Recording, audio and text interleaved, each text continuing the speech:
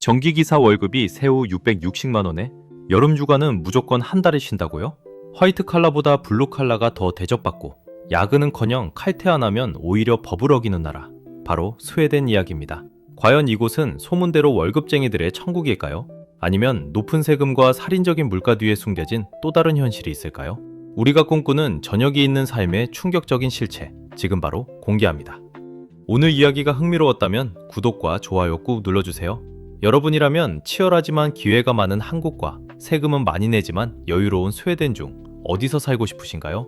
댓글로 여러분의 솔직한 생각을 들려주세요. 스웨덴에서는 숙련된 전기기술자, 용접공, 장거리 트럭 운전사가 시간당 평균 38,000원 정도의 수입을 올립니다.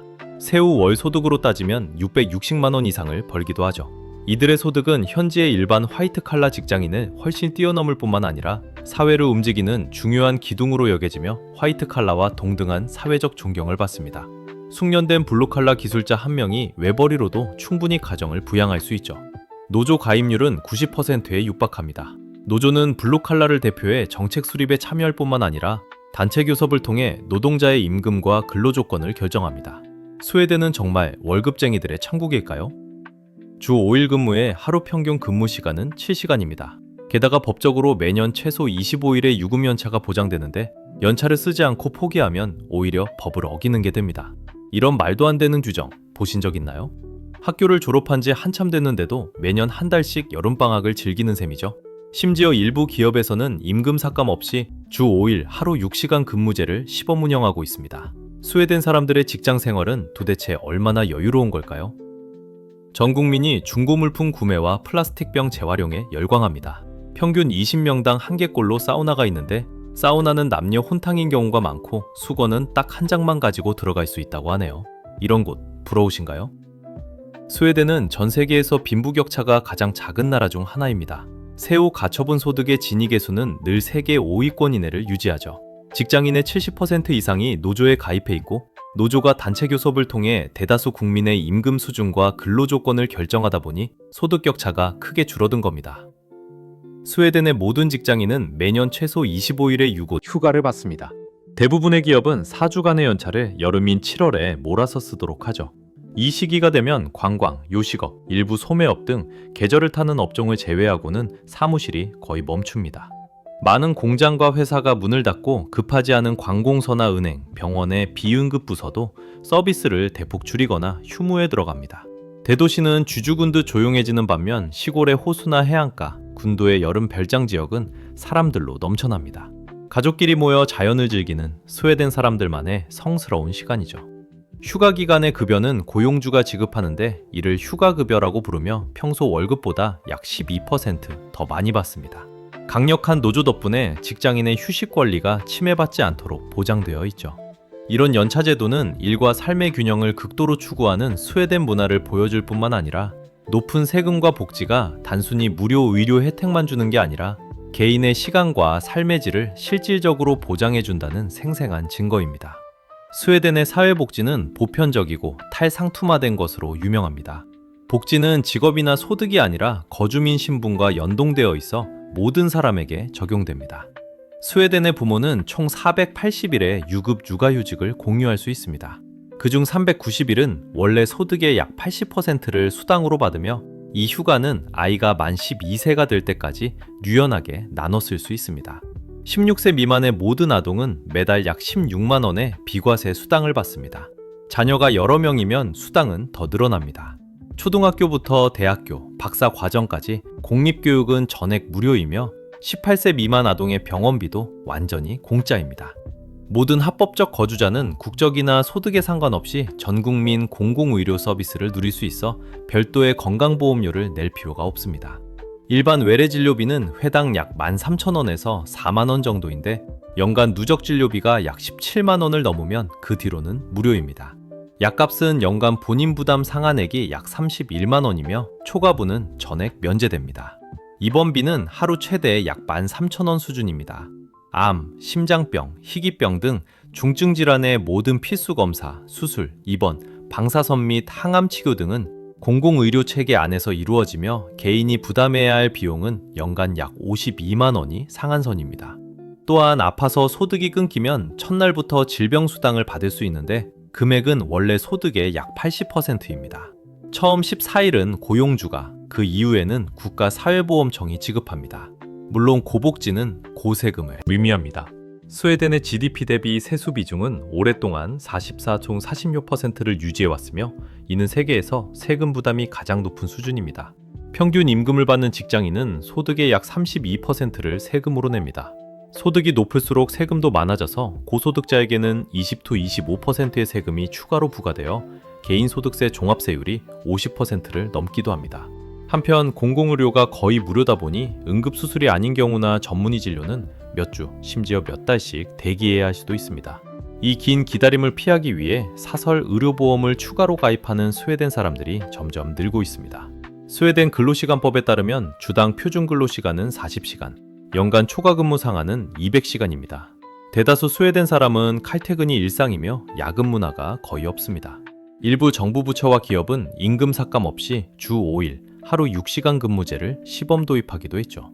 통계에 따르면 스웨덴 사람들의 실제 주당 평균 근무 시간은 약 37.5시간, 연간 실제 근무 시간은 약 1440시간으로 세계에서 근무 시간이 가장 짧은 나라 중 하나입니다. 스웨덴 직장 생활에서 피카 문화는 업무 리듬을 조절하는 필수 요소입니다. 피카는 보통 오전과 오후에 한 번씩 약 15분에서 20분간 갖는 티타임입니다. 직원들이 돌아가며 커피와 간식을 준비하는데 이때는 모두가 일을 멈추고 자리에서 일어나 주방이나 휴게실로 가서 담소를 나눕니다. 상사가 참여할 경우 평등함을 보여주기 위해 본인이 돈을 내거나 간식을 사오기도 합니다. 피카 시간에는 CEO와 신입 인턴이 함께 둘러앉아 직급을 내려놓고 서로 이름을 부르며 평등하게 대화합니다. 이런 일상적인 의식은 스웨덴의 수평적인 사회 구조를 유지하고 팀의 결속력을 다지는데 큰 도움이 됩니다. 스웨덴 사람들은 사교적으로 보수적인 것으로 유명합니다. 대중교통이나 엘리베이터, 줄을 서 있을 때 낯선 사람과 눈을 마주치거나 말을 거는 일은 매우 드뭅니다. 또한 개인의 물리적, 심리적 공간을 극도로 중요하게 여겨 줄을 설 때도 앞사람과 거리를 꽤 두고 대화할 때도 일정한 신체적 거리를 유지합니다. 게다가 예고 없는 방문은 스웨덴 사교계의 금기사항입니다. 친구를 만나려면 며칠, 심지어 몇 주 전에 미리 약속을 잡아야 합니다. 사교 모임도 시작과 끝 시간이 명확해서 제 시간에 도착하고 떠나는 게 기본 예의입니다. 스웨덴은 전 세계에서 1인 가구 비율이 가장 높은 나라로 전체 가구의 52%에 육박합니다. 이는 단순한 경제적 독립을 넘어 주체적인 선택의 결과입니다. 고독을 즐기는 문화 속에서 사회는 개인 공간을 높이 존중하며 혼자 사는 것을 실패가 아닌 자율과 자유의 상징으로 여깁니다. 죽음을 대하는 태도 또한 매우 긍정적입니다. 누군가 불치병 판정을 받아 살 날이 얼마 남지 않았을 때 지인들은 장례식까지 기다리지 않고 성대한 생명 파티를 열어줍니다. 당사자가 살아있을 때 함께 참석해 그의 일생을 축하하고 직접 작별 인사를 나누는 것이죠. 스웨덴 사람들의 평균 월급은 우리 돈으로 약 660만 원에 달하지만 많은 이들이 쓰레기를 잠재적인 수입원으로 여깁니다. 슈퍼마켓의 음료병 회수기 앞에는 빈 병을 모아온 사람들로 긴 줄이 늘어서곤 합니다. 스웨덴의 모든 음료 용기에는 약 65원에서 260원 정도의 보증금이 붙어 있습니다. 전용 기계에 넣으면 자동으로 인식해서 슈퍼에서 현금처럼 쓸 수 있는 상품권이 나옵니다. 보증금이 꽤 높다 보니 보증금 제도가 없거나 더 저렴한 이웃나라에서 싼 음료를 사 마신 뒤 빈 병을 스웨덴으로 가져와 차익을 챙기는 사람도 있을 정도입니다. 또한 스웨덴에서 중고 쇼핑은 부끄러운 일이 아니라 미덕입니다. 부자부터 학생까지 누구나 중고 가게나 벼룩시장, 온라인 플랫폼에서 중고 물품을 사고 파는 걸 즐깁니다. 중고 옷을 입고 낡은 가구를 쓰는 건 전혀 창피한 일이 아니며 오히려 권장됩니다. 통계에 따르면 스웨덴 중고 시장의 연간 거래액은 약 13조 원이 넘고 전국에 3,000개 이상의 오프라인 중고 가게가 있습니다. 국민의 70% 이상이 정기적으로 중고 물품을 구매하고 80% 이상이 안 쓰는 물건을 팔거나 기부합니다. 스톡홀름의 부촌에는 명품, 중고 의류, 보석, 가구를 전문으로 하는 고급 중고 매장도 있어 사회 저명 인사들이 즐겨 찾습니다. 이들이 중고를 사는 건 돈이 없어서가 아니라 가치관 때문입니다. 스웨덴은 노벨상을 만든 알프레드 노벨의 고향입니다. 노벨은 평생 355개의 특허를 내며 막대한 부를 쌓았는데 유산의 대부분을 기금으로 내놓아 그 이자로 매년 인류를 위해 가장 큰 공헌을 한 사람에게 상을 주도록 했습니다. 1895년 노벨은 유언장에 평화상을 제외한 모든 상을 스웨덴 스톡홀름에서 수여하고 평화상은 노르웨이 오슬로에서 수여하도록 명시했습니다. 또한 스웨덴 기관 4곳과 노르웨이 기관 1곳을 선정해 심사를 맡겼습니다. 그래서 스웨덴을 노벨의 고향이라 부르죠. 스웨덴은 스칸디나비아 반도에 위치한 북유럽 5개국 중 하나입니다. 서쪽으로는 노르웨이, 동북쪽으로는 핀란드와 국경을 맞대고 있습니다. 국토 총면적은 약 45만 제곱킬로미터로 대한민국 면적의 약 4.5배 정도 됩니다.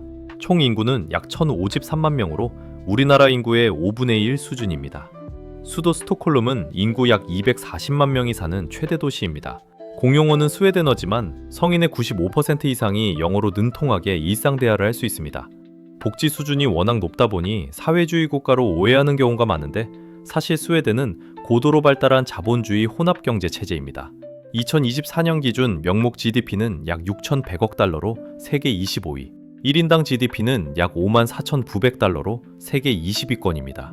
스웨덴은 첨단 제조업 강국입니다. 자동차 분야에는 볼보와 스카니아, 기계 및 소재 분야에는 ABB, 샌드빅, 아트라스 코코 같은 세계적인 기업이 있습니다. 에릭슨은 여전히 전 세계 5G 통신 기술의 핵심 공급업체 중 하나이며 아스트라제네카 같은 거대 제약회사도 있어 의약품 연구개발 투자가 세계적 수준입니다. 이 외에도 항공우주 및 방위산업의 사브, 다국적 가구 기업 이케아 등 쟁쟁한 기업들이 있습니다. 스웨덴 사람들의 평균 월급은 약 4만 5천 크로나, 우리 돈으로 약 660만 원 정도입니다. 하지만 세금도 상당히 높아서 28토 33% 정도를 떼고 나면 실제 수령액은 약 460만 원 정도가 됩니다. 게다가 물가도 비싸서 세계에서 생활비가 가장 많이 드는 나라 중 하나입니다. 물가 수준이 유럽연합 평균보다 40초 50%나 높습니다. 평균 월급을 받는 평범한 스웨덴 사람이 필수 생활비를 다 쓰고 나면 여가나 저축에 쓸 수 있는 돈은 약 230만 원 정도 남습니다. 필수 생활비가 가처분 소득의 거의 절반을 차지하는 셈이죠. 스웨덴은 웅장한 자연경관, 풍부한 역사문화, 현대적인 디자인으로 유명합니다. 북극권의 오로라부터 남부의 고성에 이르기까지 다양한 볼거리가 있습니다. 수도 스톡홀름의 올드타운인 감라스타는 유럽에서 중세시대 모습이 가장 잘 보존된 곳 중 하나입니다. 좁은 자갈길, 중세 건축물, 스웨덴 왕궁과 노벨 박물관이 모여 있어 마치 시간여행을 하는 듯합니다. 특히 해질녘 주황색 벽면에 조명이 비치면 분위기가 아주 고요하고 신비롭습니다. 예테보리 군도는 수십 개의 독특한 섬으로 이루어져 있습니다. 북쪽 군도는 교통이 편리해 자전거 타기나 수영, 해산물 요리를 즐기기 좋고 남쪽 군도는 좀 더 멀고 원시적이어서 진짜 어촌 생활을 체험할 수 있습니다. 이곳의 리세베리 놀이공원은 스웨덴에서 가장 인기 있는 명소이자 여름 음악회와 겨울 크리스마스 마켓을 즐기기에 최고의 장소입니다. 볼보 박물관은 자동차 애호가라면 꼭 가봐야 할 곳이죠. 아비스코 국립공원은 세계 최고의 오로라 관측지 중 하나입니다. 특수한 지형 덕분에 맑은 하늘이 자주 나타나 오로라를 볼 확률이 매우 높습니다. 키루나는 스웨덴 최북단 도시로 아이스 호텔과 철광 투어로 유명합니다. 매년 겨울 예술가들이 수천 톤의 천연 얼음을 사용해 호텔 객실, 바, 교회를 새로 짓습니다. 이 호텔은 오로라 지대 안에 있어 북극광을 보기에 아주 좋을 뿐만 아니라 얼음으로 지은 교회는 세계에서 가장 인기 있는 결혼식 장소 중 하나입니다. 스웨덴과 비교하면 우리나라는 생필품 가격이 상대적으로 저렴하고 디지털 생활이 고도로 편리하죠. 또한 촘촘하고 현대화된 인프라망은 우리 삶을 크게 바꿔놓았습니다. 역동적인 경제대국으로서 시장은 활기차고 노력하면 운명을 바꿀 수 있다는 가능성이 여전히 존재합니다. 이런 점들은 스웨덴이 갖지 못한 것들이죠. 마지막으로 여러분 모두 열심히 노력해서 하루빨리 원하는 삶을 살게 되시길 바랍니다.